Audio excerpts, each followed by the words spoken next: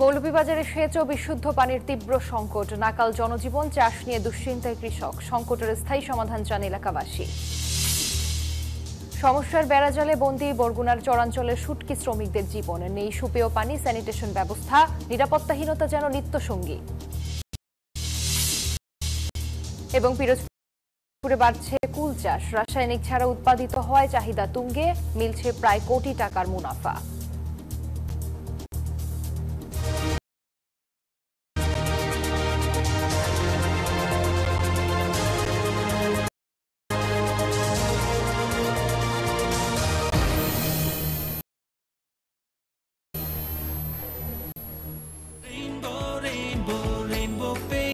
Rainbow Paints, the color of joy.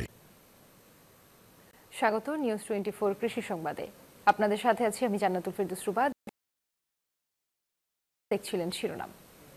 শব্দের আরেক নাম, একদম ইউনিক স্ট্রাকচারাল ডিজাইনের কসমিক ডো। এর ওয়াল থিকনেস ও রিপ থিকনেস বেশি, থেকে 50 বছরেরও বেশি। কসমিক ডো, নিশ্চিন্তে 50 বছর। এবারে বিস্তারিত।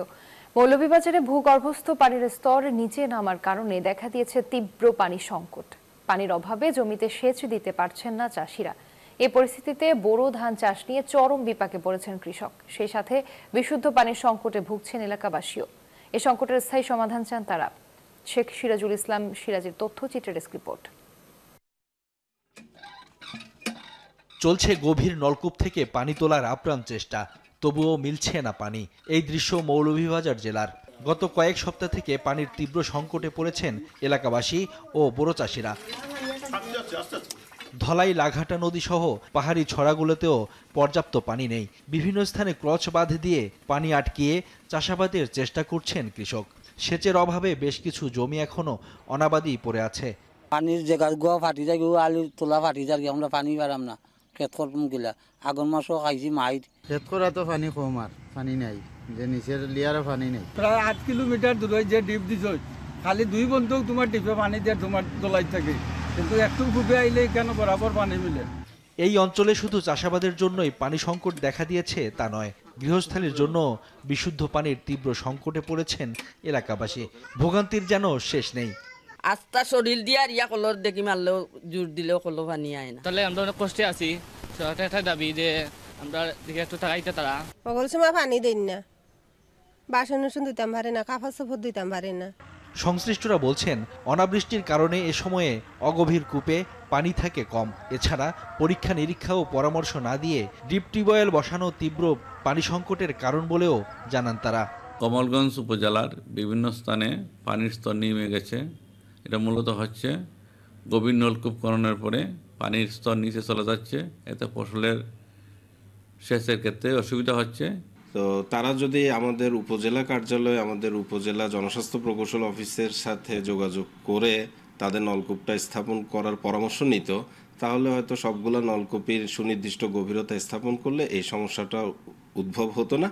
প্রতি বছর এ সময় পানি সংকটে ভোগেন মৌলভীবাজার অঞ্চলের মানুষ। পানি সংকটের স্থায়ী সমাধানে সরকারকে প্রয়োজনীয় উদ্যোগ নেয়ার দাবি ভুক্তভোগীদের। Desk report, news 24। এই যে আমার ব্যাংক আরএফএল গ্যাস স্টোভ, এর সায়েন্টিফিক নজল আর ব্রাশ বার্নার তাপকে সমানভাবে ছড়িয়ে খরচ বাঁচায় 25%। আরএফএল গ্যাস স্টোভ নিরাপদ ও গ্যাস সাশ্রয়ী। 304 ফুড গ্রেড স্টেইনলেস স্টিলে তৈরি, যা নিশ্চিত করে জংবিহীন সিঙ্কের আজীবন নিশ্চয়তা। আরএফএল কিচেন সিঙ্ক, স্বাস্থ্যকর কিচেনের চিরস্থায়ী সমাধান। দর্শক, রংপুরের কাউনিয়ায় তিস্তা খনন মহাপরিকল্পনা বাস্তবায়নে গণশুনানি হবে। সেখানে বন, পরিবেশ ও জলবায়ু পরিবর্তন মন্ত্রণালয়ের উপদেষ্টা সৈয়দা রিজওয়ানা হাসান এবং যুব ক্রীড়া মন্ত্রণালয়ের উপদেষ্টা আসিফ মাহমুদ সজীব ভুইয়া উপস্থিতিতে হবে এই গণশুনানি। সেখানে আছেন আমাদের সহকর্মী রেজাউল করিম মানিক, সরাসরি যুক্ত হচ্ছে তার সাথে। মানিককে, এই গণশুনানি কখন শুরু হবে জানাবেন, কি তথ্য রয়েছে বিস্তারিত জানান আমাদের।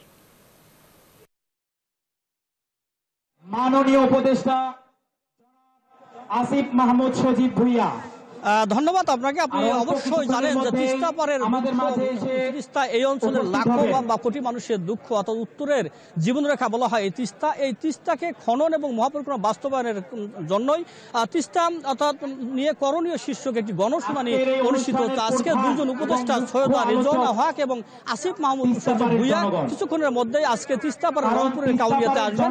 এই বিষয়ে তিস্তা পারের মানুষের সাথে কথা বলবেন, কি পদক্ষেপ নিলে তিস্তার অর্থাৎ এই অঞ্চলের মানুষের জন্য অর্থাৎ একটি অভিশাপ আশীর্বাদ হিসেবে কাজ করা যায়। কথা বলতে চাই আপনার সাথে এই গণশুনানি বিষয়ে একটু আপনারা জানতে চান যে এই গণশুনানির মাধ্যমে কি প্রত্যাশাটা কি আপনাদের? মূলত তিস্তা পাড়ের মানুষ আমরা দুঃখ কষ্ট ভাঙনের সঙ্গে এতটা ওতপ্রোতভাবে জড়িয়ে গেছি, আমরা যদি বলি আমাদের কষ্টের সাথেই তিস্তা মিলে গিয়েছে। তো বিগত সরকারের সময় যখন বারবারই তিস্তা মহাপরিকল্পনা নামক একটা মূল্য ঝুলিয়ে রেখেছিল আওয়ামী লীগ সরকার, আচ্ছা আমরা চাচ্ছি এরকম শব্দে আর তিস্তা নয়, মহাপরিকল্পনায় আর তিস্তা নয়, তিস্তার একটা বাস্তব রূপ আমরা দেখতে চাচ্ছি। এখানে যারা সংশ্লিষ্ট আজকে এসেছেন তারা এটাকে এমন ভাবে বাস্তবায়ন করুন যেন আগামীতে যে কোনো সরকার আসলেও তিস্তাকে ভাবা ছাড়া তাদের আর কোনো উপায় না থাকে। এই অঞ্চলের মানুষকে নিয়ে ভাবতেই হয়। তিস্তা পারের একজন গণমানুষের নেতা, সংক্ষিপ্ত আকারে আমাদেরকে বলবো যে প্রত্যাশাটা কি আপনাদের গণশুনানির মধ্যে? আমাদের প্রত্যাশা একটাই, আমরা তিস্তা পারের লোক, আমরা খেটে খাওয়া গরিব দিকে মানুষের দুঃখ দুর্দশা বুঝি। আমরা দীর্ঘদিন ধরে এই তিস্তা প্রকল্প বাস্তবায়নের লক্ষ্যে আন্দোলন করে আসছি। আজকে একটা গণশুনানি হচ্ছে। আমাদের একটাই দাবি, আমাদের ভাগ্যের পরিবর্তন করতে হলে তিস্তা মহাপ্রকল্প বাস্তবায়ন করতে হবে। কথা বলছিলাম এই অঞ্চলের নেতাদের সাথে, তারা কিন্তু বলছেন যে তিস্তা মহাপ্রকল্প বাস্তবায়ন ছাড়া এই অঞ্চলের মানুষের ভাগ্যের পরিবর্তন হবে না। এই ছিল আমার কাছে তিস্তা মানিক, আপনি তথ্য সংগ্রহ করতে থাকুন, আপনাকে ধন্যবাদ। বিজলি কেবলস যে কোনো স্থাপনার বৈদ্যুতিক সংযোগ নিরাপদ, স্কিন কোটেড ইনসুলেশন সম্পূর্ণ ফায়ার রিটার্ডেন্ট, তাই বিজলি কেবলস নিজেই নিজেকে নেভায়। বিজলি কেবলস নিরাপদ আজীবন।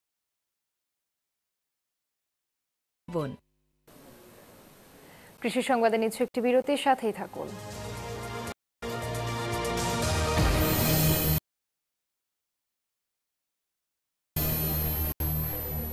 এলো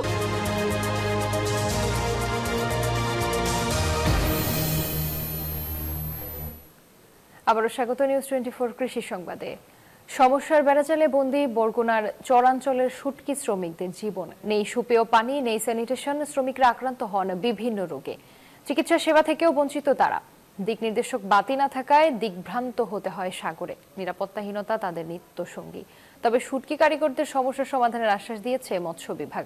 চরাঞ্চলের শুটকি শ্রমিকদের আদ্যপান্ত নিয়ে সুমন শিকদারের ধারাবাহিক প্রতিবেদনের আজ দেখুন শেষ পর্ব, জানিয়েছেন তানজিনা অন্ত। স্বপ্ন আর বিষাদ দুটি শব্দই জড়িয়ে আছে বরগুনার শুটকি শ্রমিকদের জীবনে। জীবনযুদ্ধে প্রতিনিয়ত হোঁচট খেলেও ঘুরে দাঁড়ানোর স্বপ্নই তাদের বেঁচে থাকার একমাত্র অনুষঙ্গ। বরগুনার বিভিন্ন চরে প্রতি বছর শীতে শুটকি উৎপাদন ও বিপণন ঘিরে ৫,০০০-এর বেশি মানুষ কাজ করে। সুপেয় পানির জন্য তাদের ছুটতে হয় মাইলের পর মাইল। ভঙ্গুর যোগাযোগ ব্যবস্থায় চিকিৎসাও অনেকটাই নাগালের বাইরে। আমাগো কি এইরকম মানুষ আছে যে আমাগো ডাক্তার ফইরে দেখেন, তো আমাগো কি শুকনো, আমরা একটু ওষুধ পরেও খাইতে পারি না। এখানে বাথরুম নাই, এখানে বল নাই, চলার জন্য ভালো রাস্তা নাই। মাছ আনতে সমস্যা, ওই ভাঙ্গি ছুটে পড়ে গেছে, বাইরের ব্যাগ হয়েছে, দৌড়ে মানুষের বাড়ি যাওয়া লাগে, একটু পানির দিচ্ছে মানুষের বাড়ি দৌড়ে যাওয়া লাগে। আবার নির্দেশক বাতি না থাকায় মাছ আহরণে যাওয়া জেলেরাও পড়েন ভোগান্তিতে। ঘন কুয়াশায় দিক ভ্রান্ত হয়ে সাগরেই ঘুরপাক খেতে হয় তাদের। মাছ দুগো অনেক নষ্ট হয়ে যায়, কেননা সময় মতো উড়তে পারতেছি না। সাগর দেয় আসার পথে কিছু দেওয়া যায়, সব কুয়াশা। সিঙ্গেল বাতি থাকতে আমরা ঢুকতে পারতাম। পিকনিক বেদি হলে আমার খুব ভালো হয় যে খালে যেন খালটা চিনেইতে, যে এখান দিয়ে আমরা ঢুকতে পারবো খালে খানে। বসবাস অনুপযোগী চরের শুটকি সংশ্লিষ্টদের বিভিন্ন চর্মরোগ সহ নানা সংক্রামক রোগে আক্রান্ত হওয়ার ঝুঁকিতে এখানকার মানুষ। একটা নির্দিষ্ট সময় পর পর তাদের হেলথ কনসার্ন হওয়ার সুযোগ দরকার রয়েছে, এবং ওখানে যদি কোনো সরকারি কিংবা বেসরকারি উদ্যোগে কোনো মেডিকেল ক্যাম্প করা যায়, সেক্ষেত্রে তাদের জন্য কিছুটা স্বাস্থ্যের জন্য উপকার হতে পারে। জীবনমান উন্নয়ন এবং দিক নির্দেশক বাতি স্থাপনের আশ্বাস দিয়েছেন জেলা মৎস্য কর্মকর্তা। টিউবওয়েল সেটআপের চেষ্টা করছি, আশা করি খুব শীঘ্রই এটা হয়ে যাবে। আর ওখানের যে বেসিক প্রবলেম ইনফ্রাস্ট্রাকচার বা ফ্যাসিলিটিস, এটা ডেভেলপ করার জন্য আমরা সংশ্লিষ্ট ডিপার্টমেন্টে কথা বলেছি।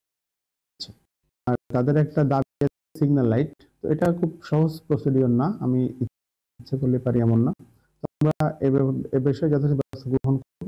দুর্গম চরে প্রতিকূলতার মধ্যে টিকে থাকার লড়াইটা একটু সহজ করতে দৃশ্যমান ব্যবস্থা নেয়ার দাবি উপকূলবাসীর। Desk report, news 24।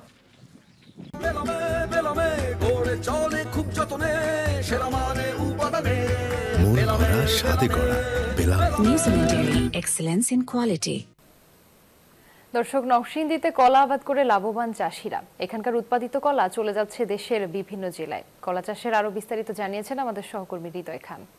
স্বাদে এবং গুণে অনন্য হওয়ায় নরসিংদীতে উৎপাদিত কলার চাহিদা রয়েছে সারা দেশব্যাপী। এই মুহূর্তে আমি রয়েছি নরসিংদী সদর উপজেলার শিলবান্দিতে।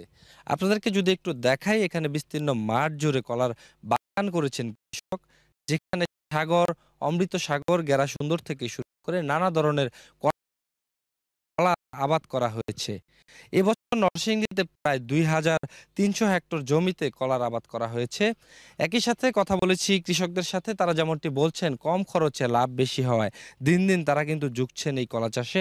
একই সাথে স্বাদ এবং গুণে অন্যান্য কলার থেকে এই কলা আলাদা হওয়ায় পাইকার যারা রয়েছেন তারা কিন্তু সরাসরি এসে এখান থেকে কলা সরবরাহ করে থাকেন, যা ঢাকা সহ আশেপাশের জেলাগুলোতে রপ্তানি হয়ে থাকেন। সেই সাথে গেল বছর নরসিংদীর এই কলাকে জিআই পণ্য হিসেবে স্বীকৃতি দেওয়ায় কৃষকরাও কিন্তু অনেক খুশি। তারা যেমনটি বলছেন যে তারা আসলে এই কলা বিক্রি করে অনেক লাভবান। একই সাথে কথা বলেছি কৃষি বিভাগের সাথে, তারা যেমনটি বলছেন যে কৃষকদেরকে কলা চাষে উদ্বুদ্ধ করতে কৃষি বিভাগের পক্ষ থেকে সব ধরনের সহযোগিতা করা হচ্ছে। তো নরসিংদী থেকে এই ছিল আমার কাছে সর্বশেষ। গাড়িটা আমার প্রেজেন্ট, আমার ফিউচার, আমার হ্যাপি লাইফ। আইডিএলসি আমার ফাইন্যান্সিয়াল পার্টনার বলেই কার লোন আমার কাছে লাইফ ইনভেস্টমেন্ট। কৃষি সংবাদের এ পর্যায়ে আবারও একটি বিরতি নিচ্ছি।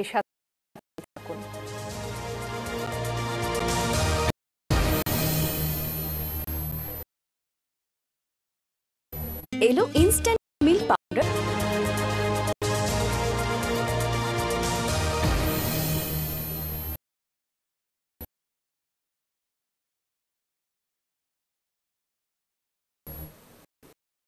আবারও স্বাগত নিউজ 24 কৃষি সংবাদে।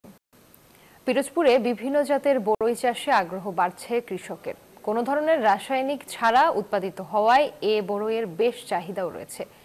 জেলার 7 উপজেলায় প্রায় 145 হেক্টর জমিতে ফলটির চাষ হয়, যার বাজার মূল্য প্রায় 5 থেকে 6 কোটি টাকা। গোলাম মোস্তফার তথ্যচিত্রে ডেস্ক রিপোর্ট। বড়ই বাগান পুরোটাই নেট দিয়ে ঘেরা, গাছে ঝুলছে সবুজ, হলুদ ও লালচে বড়ই। বিক্রির জন্য গাছ থেকেই ব্যাগে তুলছেন ব্যাপারী। আকারে বড় ও স্বাদে সুমিষ্ট হওয়ায় বাগানেই বিক্রি হয়ে যায়। কম খরচ ও পরিচর্যায় বেশি ফলন পাওয়ায় বড়ই চাষে আগ্রহ বাড়ছে স্থানীয় চাষিদের। ঘূর্ণিঝড় রেমালে বাগানের ক্ষতি হলেও এবারের ফলন ও দাম বেশি থাকায় ক্ষতি পুষিয়ে নেওয়ার আশা করছেন বাগান মালিকরা। বল সুন্দরী, তারপরে কুল বড়ই, আপেল কুল, তারপরে যেই আপনার বাউ কুল, এই মানে এই ধরনের বড়ই পাওয়া যায়। এবছর ফলন মোটামুটি ভালো, প্রায় 1 মাস তোলা খাইছে, আরো 1 মাস যাবে। বছরে বাজার অনেক বৃদ্ধি, কারণ আমরা প্রায় 60 টাকা করে বেচতাম, এবছর 100 টাকা করে কেজি বিক্রি করছি। বড়ই চাষে কৃষককে সব রকমের সহযোগিতার আশ্বাস কৃষি সম্প্রসারণ অধিদপ্তরের। বাজার মূল্য এখন বেশ ভালো পাচ্ছে কৃষক ভাইরা। আশা করি এই কুলের মাধ্যমে আমাদের এই এলাকা বা বাইরের মানুষের পুষ্টির সমাধান কিছুটা হলেও হবে। জেলার 7 উপজেলায় প্রায় 145 হেক্টর জমিতে ফলটির চাষ হয়, যার বাজার মূল্য প্রায় 5 থেকে 6 কোটি টাকা। Desk report, news 24। গেল বছর পেঁয়াজ বীজের ভালো দাম পাওয়ায় রাজবাড়ীতে এবছর অধিক জমিতে উচ্চ ফলনশীল জাতের পেঁয়াজ বীজ আবাদ করেছেন কৃষক। এ বিষয়ে আরো জানিয়েছেন আমাদের সহকর্মী মিঠুন গোস্বামী। দেশের মোট পেঁয়াজ উৎপাদনের 1/3 পেঁয়াজে কিন্তু রাজবাড়ী জেলাতে পেঁয়াজ উৎপাদন হয়ে থাকে। এই পেঁয়াজটি কিন্তু জেলার চাহিদা মিটিয়ে ঢাকা সহ বিভিন্ন জায়গায় কিন্তু এই পেঁয়াজটি রপ্তানি করা হয়। এই মুহূর্তে কিন্তু পেঁয়াজটি কিন্তু আবাদ চলছে, আমরা একটু দেখাবো। মাঠে মাঠে কিন্তু রাজবাড়ী জেলার মাঠে মাঠে এখন পেঁয়াজের আবাদ হচ্ছে। এই পেঁয়াজটি কিন্তু আগামী 1.5 থেকে 2 মাস পর বাজারে আসতে শুরু করবে।